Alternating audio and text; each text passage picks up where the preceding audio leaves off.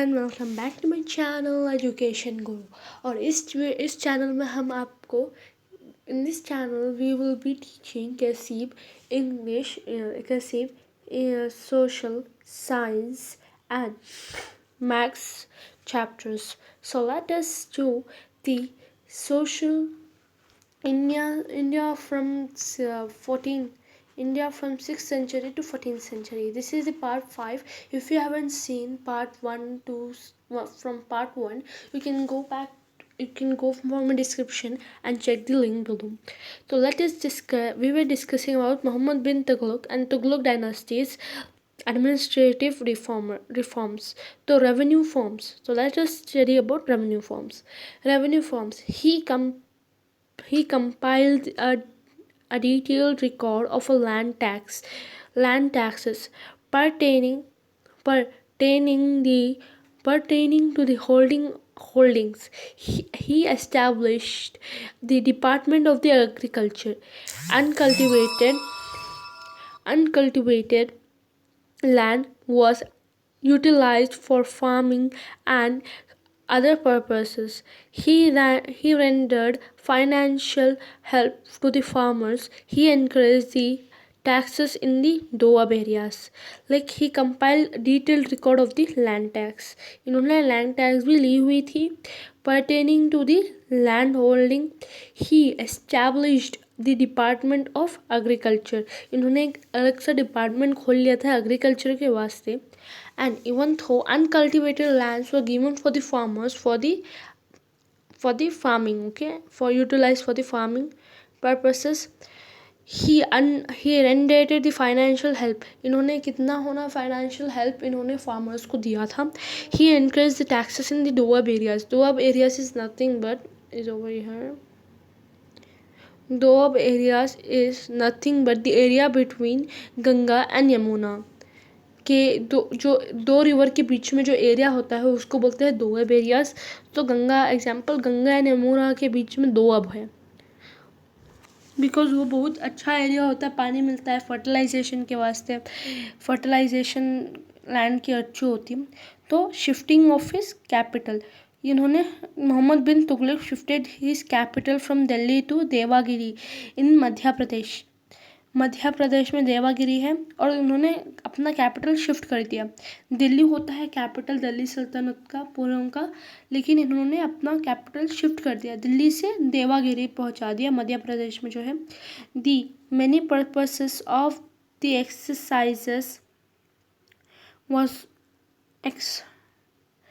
Exercises was to locate the capital in the center of the kingdom and also ensure the protection from the invasion by the outside. Like क्यों रखते हैं लोग capital इसके लिए रखते हैं कि वो बीच में रहे, centre of the like invention ना हो कैपिटल पे, तो बहुत सा जगह पे रखते हैं कैपिटल. लेकिन इन्होंने मध्य प्रदेश में रखा because Delhi is a capital because till the date because Delhi is in the middle of the India. Delhi is in the mid of the India, तो उसके लिए इन्होंने ये रखा, बता सकते हैं. बाद में हम पढ़ेंगे अब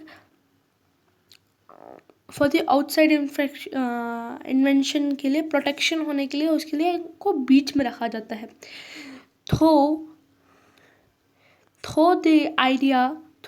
His idea was good, enabled to make the suitable arrangements for the implementation, result in the innumerable people suffering a lot of problems. तो हम बात करेंगे इन्होंने ये आइडिया बहुत अच्छा था. Inability to make the suitable arrangement for the implementation result in the innumerable people suffering a lot of problems. ये चीज़ के लिए जो पीपल दिल्ली छोड़ के फिर भी देवागिरी गए चल के पूरा ये करके, तो उसमें उनको बहुत प्रॉब्लम फेस करनी पड़ी. अगर से तुम एक कैपिटल रख रहे हो तो उसको रखो, ना शिफ्ट करो, because if you are doing the shifting part it would be very hard और it would be very suffering for the people of the kingdom. में बहुत सफरिंग था पीपल के लिए. Practices of the symbolic coins, इन्होंने symbolic coins मतलब symbol कुछ ना कुछ तो बनाया हुआ था कॉइन्स के ऊपर, इधर से प्रैक्टिस स्टार्ट हुई थी। Mohammad bin Tughlaq had golden and silver coins made according to the prevailing prices. He bought into the circulation gold coins called dinar and silver coins called adali. He had them artis- artistically structured. After some years, he bought in copper and brass symbolic coins into the circulation. इन्होंने golden coins silver coins में लेके आया। ये भी थोड़ा सा suffering था peoples के लिए, ख़रीदना लेना ये करना ज़्यादा मोल कम मोल के लिए। ये भी थोड़ा सा ज़्यादा था, मतलब सफरिंग था पीपल के लिए। ये coin golden and silver coin उन्होंने लेके आए सर्कुलेशन जब चल रहा था सर्कमफ्रेंस में। तो दिनार को गोल्डन कॉइन कहते थे, आदली को सिल्वर कॉइन।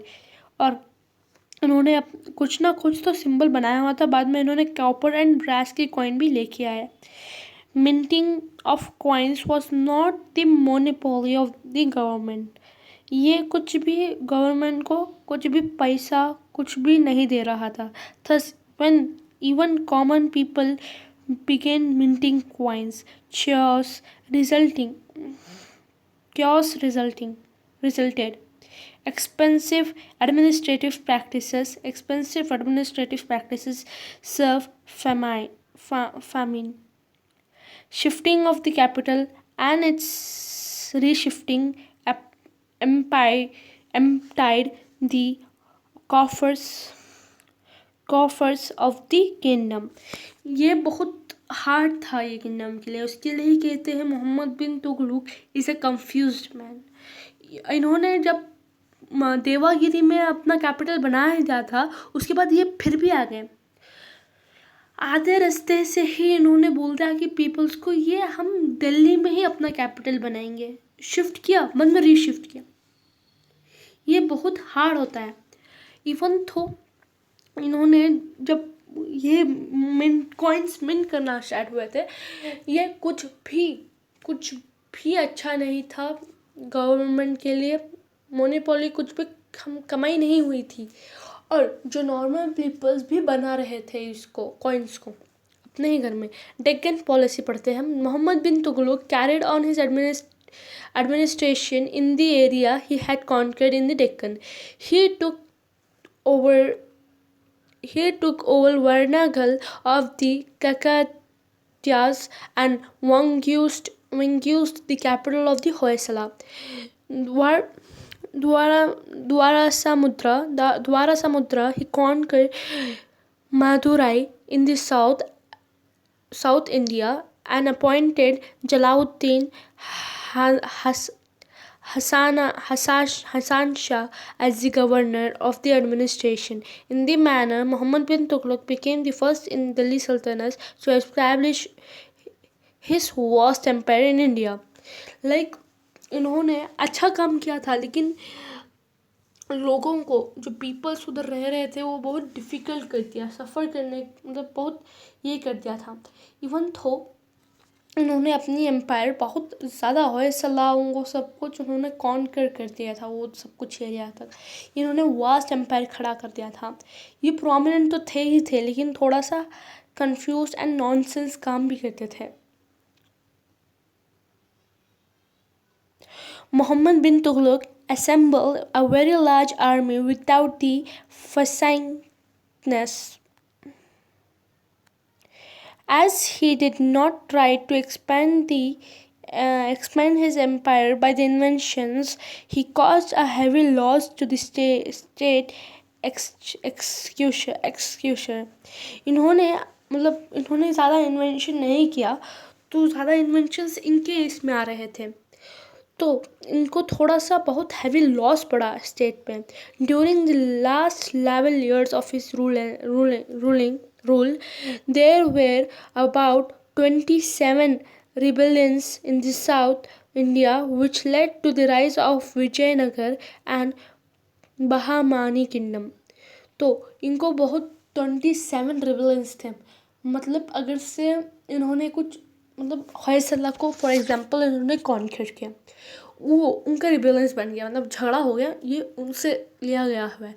तो उन्होंने वैसे 27 रिबेलेंस पैदा कर लिए हुए थे, मतलब बना लिए हुए थे। तो उधर से ही इन्होंने साउथ में जो उनका रोल था, मतलब ये था, उधर से एक दो किंगडम स्टार्ट हुआ, विजयनगर और भामानी किंगडम्स। उनके ही इसमें after the decline of Mohammad bin Tughlaq, Firoz Shah Tughlaq took up many projects for the welfare of his subject. With a new helping of the subjects, he waived the Takawi loans. He paid compensation to the people who had suffering during the Muhammad bin Tughlaq's rule. He abolished about 20 taxes. Private mines and irrigation facilities were taxed. मतलब इतना इतना ये हो गया था उनके period में, उसके लिए उन्होंने कंपनसेशन पे किया पीपल को जिन्होंने उतना सफ़र किया, ये किया। फिरोज़ शाह ने इतना सब कुछ किया और इतने पैसे दिए, टैक्सेस भरे, ये करे। इन्होंने जब वो टैक्सेस हटा दिए थे ना इरिगेशन पे, एग्रीकल्चर पे, वो टैक्सेस कंपलसरी लगा दिए गए थे। He constructed cities, mosques, madrasas, dams and canals. The main cities which he built were Jaunpur, Fatehbad, Hisar, Firozpur and Firozabad. Jaunpur was the famous center for learning.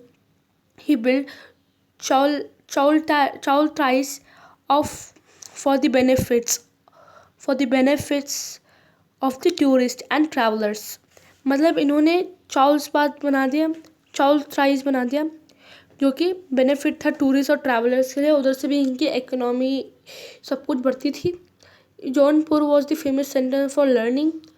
फिरोज़ापुर में भी इन्होंने बहुत सिटीज़ में build किया हुआ था।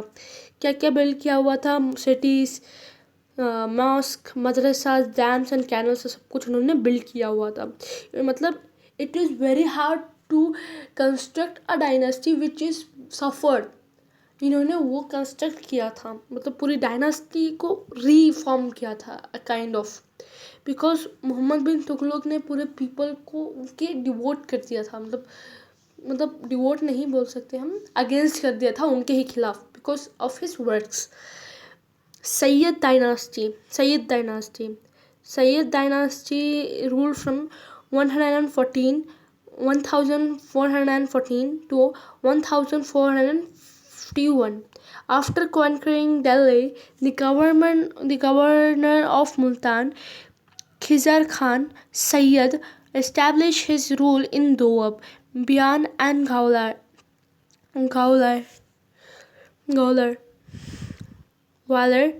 ग्वालियर में इन्होंने रोल स्टार्ट किया दिया था। He surprised the rebels and establish peace and order. Muhammad Shah, Alauddin and Alam Shah were the prominent rulers at their time. Alam Shah was defeated by Bahulul Lodi, thus putting an end to the Sayyid dynasty rule. तो ये जो dynasty थी इनके, ये थोड़ा सी छोटी dynasty थी और इनके बारे में लोग ज़्यादा कुछ नहीं जानते थे, लेकिन इन्होंने Mohammad Shah Alauddin and Alam Shah with prominent kings. और जब Alam Shah was defeated by Bahlul Lodi was putting to the end of the Sayyid dynasty. बस इतना ही लिखा गया है सैयद डायनास्टी के बारे में। अब हम आते हैं Lodhi dynasty. Lodhi dynasty is the last dynasty of the Delhi Sultanat. तो हम पढ़ते हैं, दिस इज़ द लास्ट सल्तनत of the Lodhi dynasty was ruled from 1451 to 1526. This is the last sultanate to the rule of Delhi. Bahulol Lodi, Sikandar Lodi and Ibrahim Lodi were the sultans of the dynasty. Sikandar Lodi conquered Bihar, Bengal, Bhopal and Chanderi kingdoms. He established peace and order in the Delhi. ये बहुत मतलब भाउल लोधी जाके ये first ruler थे। इन्होंने मतलब लोधीज ने क्या क्या कॉन्कर, बिहार कॉन्कर किया, धोपुर, बंगाल एंड चंदेरी किंगडम्स को इन्होंने कॉन्कर किया था। He establish peace and order in the Delhi. और प्रोमिनेंट किंग कौन कौन थे? Sikandar Lodhi, Ibrahim Lodhi and Bahlul Lodhi. His successor, he established peace and my everything. ये सब कुछ सिकंदर लोधी ने किया था। सिकंदर लोधी ने सब कुछ कॉन्कर किया था। His successor Ibrahim Lodi was incomplete, incompetent. His governments Alam Khan and Daulat Khan invited Afghans to invade India. Thus Babur invaded India, and in the first battle of Panipat in 1526 defeated Ibrahim Lodi and established Mughal rule. मतलब इन्होंने ही invite किया था Afghans को और invite करने के लिए, तभी इब्राहिम लोदी को पानीपत की लड़ाई में हरा दिया गया। उधर से ही मुग़ल डायनेस्टी अपना रूल स्टार्ट की थी। The constitution to the Delhi Sultanat. तो दिल्ली सल्तनत ने क्या क्या कॉन्स्टिट्यूशन किया, इधर पूरा अपना इधर लिखा हुआ है, तो हम पढ़ते हैं। The administrative system of Delhi Sultanate. The Delhi Sultanate became dictatorial, where commandants of their armies and the chief justice too. The Sultan's rule was according to the doctrines of the Quran. Doctrines of the Quran. ये rule कैसा करते थे, जैसे कि कुरान में लिखा हुआ था तो वो से रूल करते थे। The Sardars, Amirs and Ulemas had the influence in the administration. सरदार थे, अमीर थे और उनोबार्स थे, इधर ये एडमिनिस्ट्रेशन में बहुत इन्फ्लुएंस था उनका। India central administration, their way the defence minister, foreign minister, postal department, charity and endowment boards. They were headed by ministers and officials. The kingdom was divided into many provinces. The administrative centers were headed by the Shikdar, Amin and Chowkidar. Collection of revenue, establishment of peace, education, facility and maintenance of the cleanliness, they were main responsibilities. यह बता रहा है कि उनकी administration और उनका administration कैसा था। तो आप लोग इसको पढ़ते ही समझ जाओगे, लेकिन उतना भी हार्ड नहीं है, आपको थोड़ा सा पढ़ लेना है और ये उतना हार्ड नहीं है। एडमिनिस्ट्रेशन ऑफ दिल्ली सल्तनत, इन्होंने चैरिटीज़ खोली रही थी, एंडाउमेंट खोला हुआ था, पोस्टल डिपार्टमेंट के लिए एक जने थे, फॉरेन मिनिस्टर थे, डिफेंस मिनिस्टर थे, एजुकेशन फैसिलिटीज़ इनको कर रही थी, मेंटेनेंस ऑफ क्लीनिनेस भी था, was their main responsibility during the sultans के रूल। खारज, लैंड टैक्स, ज़कात, उस्र, खुम्स, tax of plundered wealth and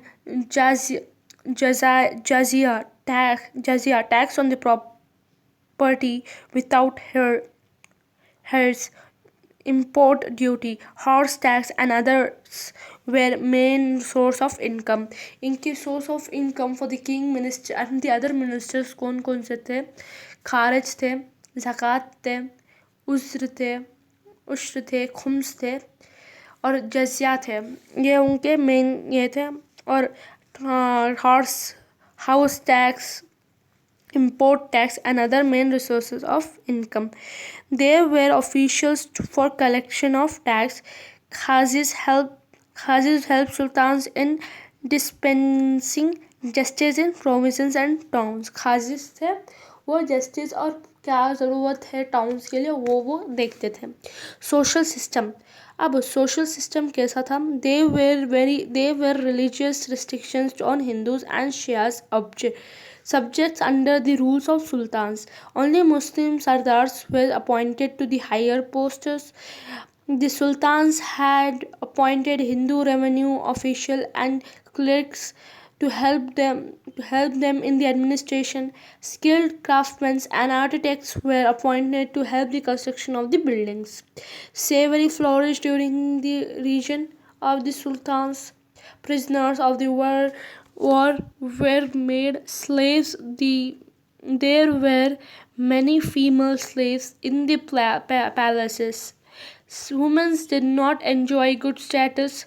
Purtha system and child marriage were in practice.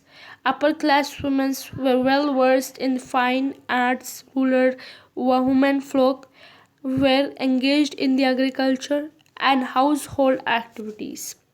In the social system were like restriction for the religions also, like only Muslims were given higher posts, and the crafts artsmen everything was appointed to construct a building or a monument. And even though the slavery for the human status was not given at all things, we will discuss economic system in the sixth part, and the sixth part will be the last part. And thanks for watching, and bye bye.